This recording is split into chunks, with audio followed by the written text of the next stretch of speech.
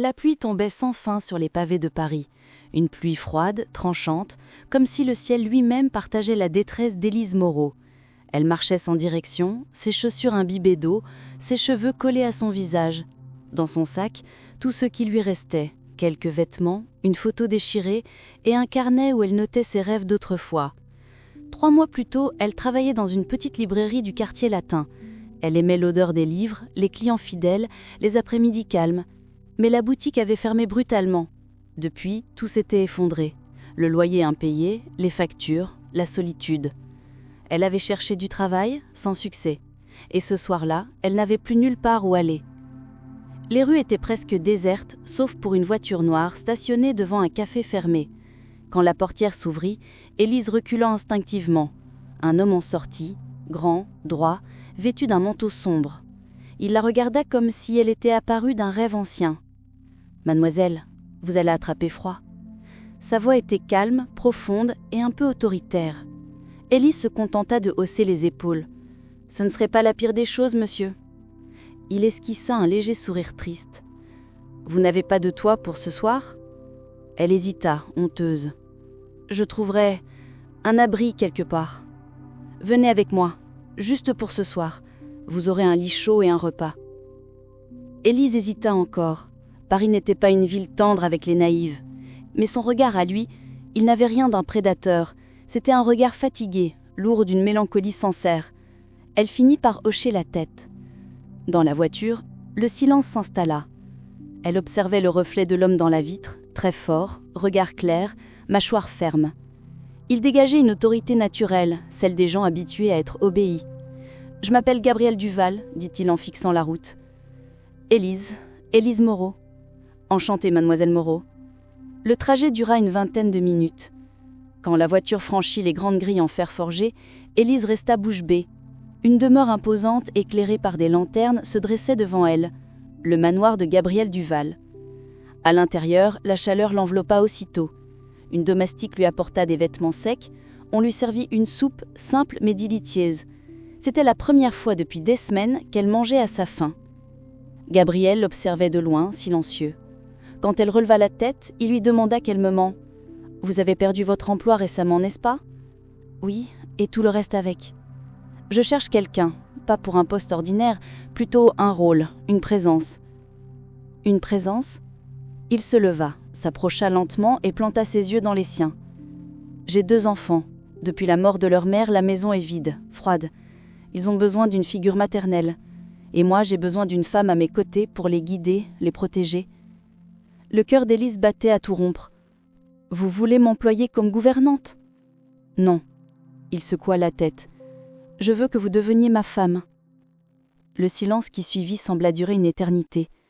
Elle crut d'abord à une blague, mais son regard n'ava rien d'amusé. « Monsieur Duval, vous ne me connaissez même pas ? Je sais ce que je vois. Une femme honnête, sans calcul. Quelqu'un qui ne cherche ni richesse, ni statut. Vous êtes vrai. » Il fit quelques pas vers la fenêtre, contemplant la pluie. « J'ai perdu la femme que j'aimais, Élise, et depuis, je ne vis plus. Je me contente de respirer. Mais mes enfants méritent mieux. Ils méritent une maison où l'on rit à nouveau. Et vous, il se retourna vers elle, vous avez besoin d'un foyer. » Les mots la frappèrent de plein fouet. Vous avez besoin d'un foyer. C'était vrai. Elle était perdue, sans racines, sans repères. Je ne peux pas accepter ça. Je ne vous demande pas d'accepter, je vous demande d'y réfléchir. Il posa une enveloppe sur la table. Dedans, il y a mon adresse personnelle et un billet pour revenir demain.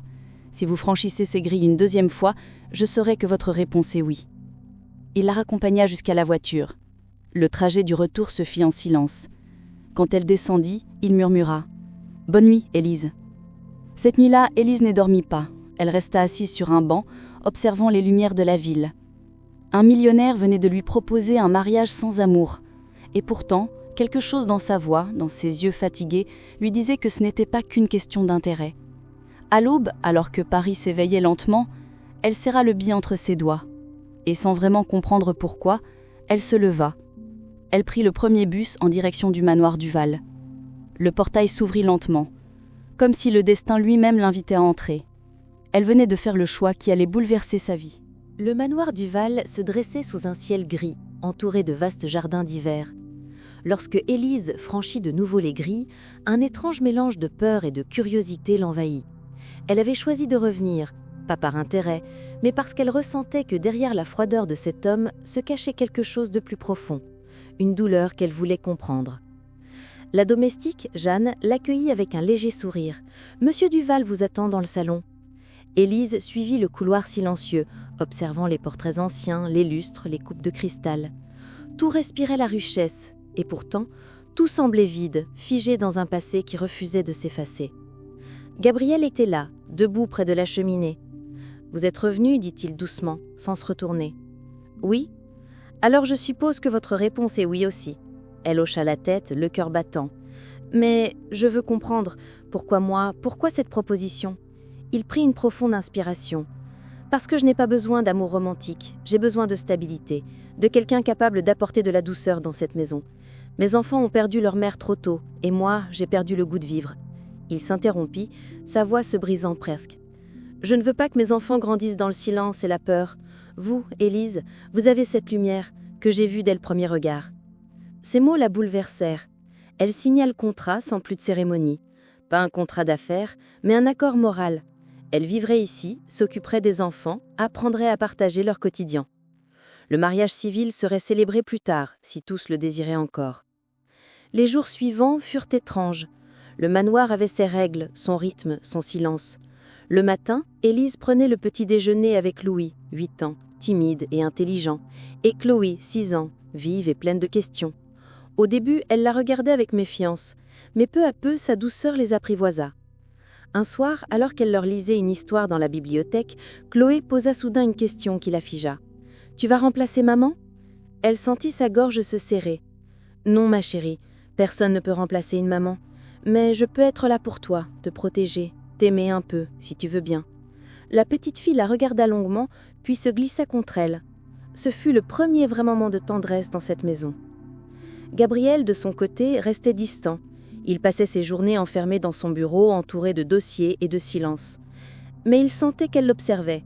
Chaque fois qu'elle riait avec les enfants, chaque fois qu'elle chantait doucement en cuisinant, il s'arrêtait un instant, comme si le son de sa voix lui rappelait ce que t'est vivre. Une nuit, Élise se réveilla en entendant des bruits étouffés venant du couloir. Elle descendit prudemment et trouva Gabriel dans la grande salle, une bouteille de vin à moitié vide dans la main, les yeux perdus dans le feu de la cheminée. « Vous ne dormez pas ?» murmura-t-elle. « Je ne dormais plus paisiblement depuis 3 ans, répondit-il sans la regarder. Elle s'approcha lentement. « C'était à cause de votre femme ?» Il hocha la tête. « Elle s'appelait Camille, elle était tout ce que je ne suis pas. Rieuse, spontanée, vivante.